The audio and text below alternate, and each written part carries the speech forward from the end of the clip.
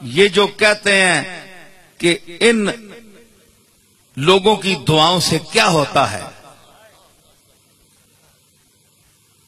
یہ تم جاتے ہو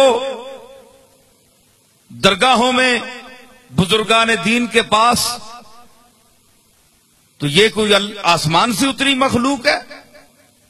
تم اپنے گھر بیٹھ کر اللہ سے مانگ لیا کرو، کیونکہ اللہ نے فرمایا اجیب دعوت الداع اذا دعان، جب کوئی مانگنے والا مجھ سے مانگتا ہے تو میں اس کو دیتا ہوں۔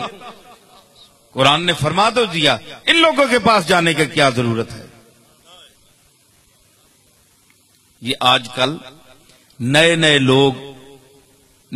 لوگ پیدا ہو گئے، نئے نئے مسلک پیدا ہو گئے، نئے نئے طریقے پیدا ہو گئے، جو علم میں کم لوگ ہیں ان کو ورغلاتے ہیں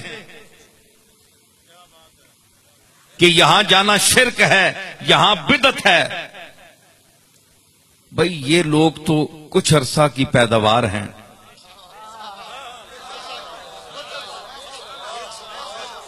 100 سال ہوگا، 150 سال ہوگا، یہ تو 100 سال ان کی عمر تو اتنی ہے، اور ہم جن لوگوں کے پاس جاتے ہیں وہ امام حسن سے چلتے ہیں،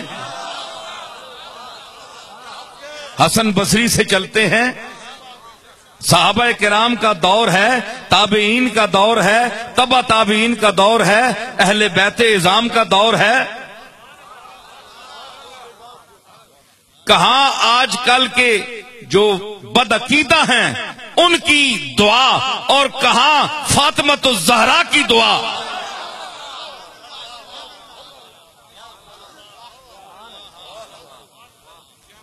بڑا فرق ہے، زمین آسمان کا فرق ہے، سمجھ آئی نا؟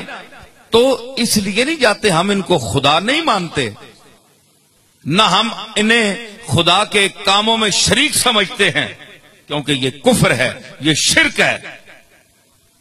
اللہ کا مقبول سمجھ کر ہم تو یہ ہے کہ ان کے جو دنیا سے چلے گئے ہیں ان کی قبور پر جا کر، قبروں پر جا کر اللہ سے مانگیں۔ مانگنا اللہ سے ہے کہ ہم نے ان کو اپنے سے اچھا سمجھا ہے، اگر تیرے کاغذوں میں یہ ٹھیک ہیں تو ہماری مغفرت فرما ان کے صدقے میں، کہ ہم ان کی قبر پر آئے ہیں، اور اگر ان میں کوئی کمی رہ گئی ہے تو ہم نے یہ قرآن مجید پڑھا ہے، ہم ان کے ایصال ثواب کرتے ہیں، تو ان کو پہنچا اور ان کے خطاؤں کو معاف فرما اور ان کے درجات کو بلند فرما۔ یہ طریقہ ہے۔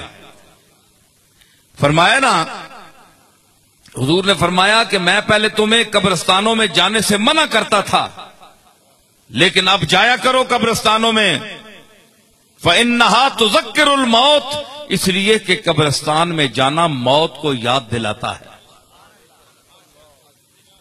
ٹھیک ہے نا؟ تو اس لیے کچھ ایسا طبقہ ہے جن کی دعا قبول ہوتی ہے، جن کی دعا قبول ہوتی ہے، اس کے لیے پاکیزگی چاہیے، پاکیزگی عمل چاہیے۔